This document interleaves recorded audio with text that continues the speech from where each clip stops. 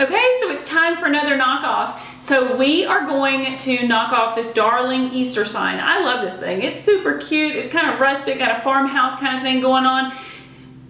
I like every piece of it except the price tag. It's $79.50. So if you want it just as it is and you don't want to do anything crafty to get it, you can hop right down in that description and pick it up. Or if you want to try to dupe it, stick with me. You're crafting with Kim Byers. Let's get into it. Okay, so let's break this down. We can either buy it right now for $79.50 or we can pull together a few craft supplies and try to make one of our own. We're going to craft together at time-lapse speed. We're going to use a canvas, a 16 by 20, just like the one in the photo. We're going to use infusible ink. We have some heat tape, and we have optional Cricut Infusible pens if you want to do the extra embellishments.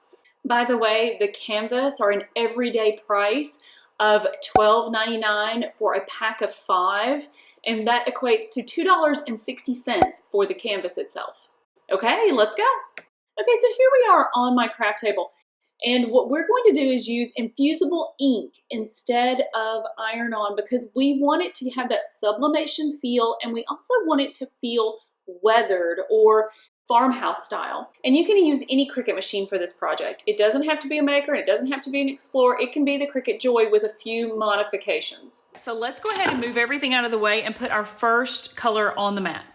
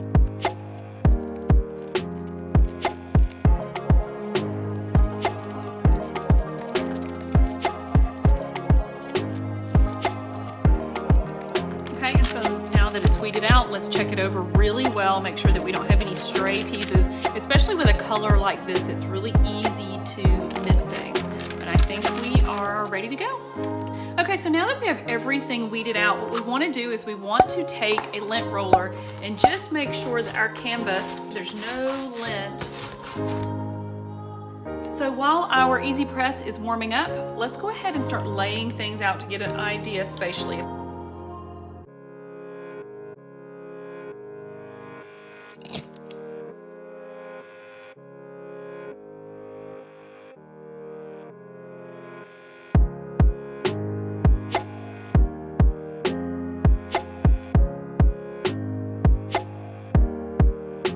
Okay, so I'm a little nervous. Do you see this here? So this is the thing with infusible ink, like you cannot let anything shift, and we can see a little bit of that design. Because this is kind of like a farmhouse rustic, I'm hoping even if it shifted, it's gonna be fun.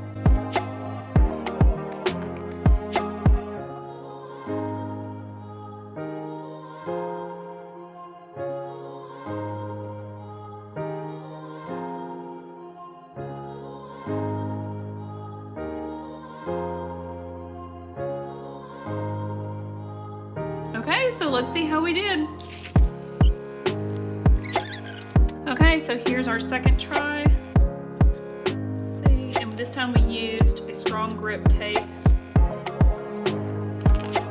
Second attempt is much better. Not perfect, but much better.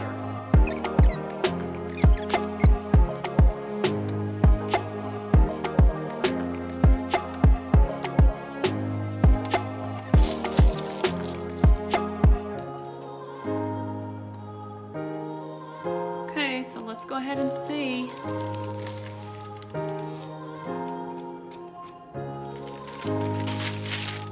Oh wow, do you see that? Some of that got on there, so we want to make sure and not use that piece again because we don't want any of that ink to get on our projects.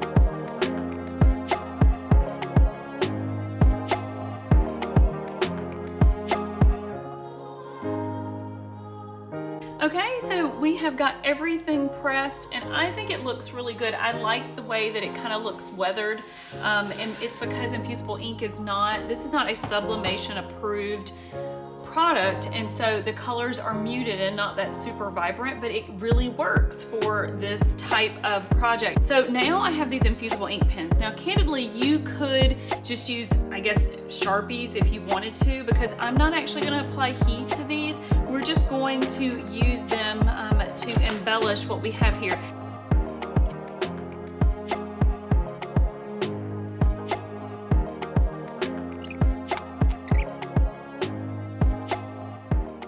Okay, so here we have our final project, and I made a large one, the size and scale of the one at the store, and I'll be honest with you, that frame, that outer frame was a challenge. It was a real challenge, but I also made a smaller one that I'm going to give to my mom, and I didn't put the frame on it.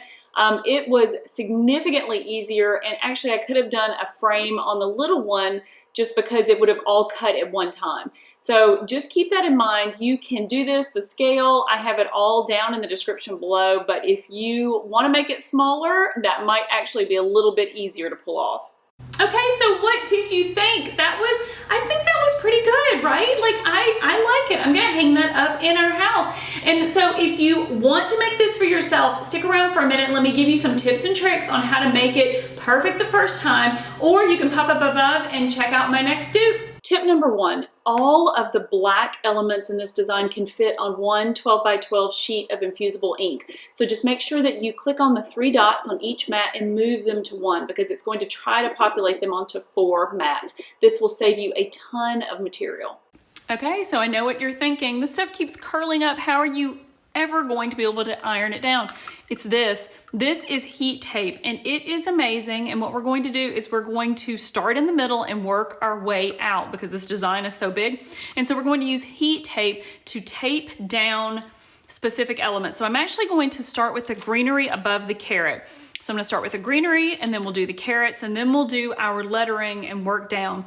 But this is special tape, guys, so only use heat tape. Do not try to use Scotch tape. It will ruin your machine, it will ruin your design, and it will ruin your day. What we wanna do is, because this is a canvas, we are going to put something under it so that when we press down, that it is not going to give. We want some pressure underneath there. So I'm going to place my pressing mat, but I'm also going to put a towel under there as well. I want it very firm underneath there when I put the heat press on.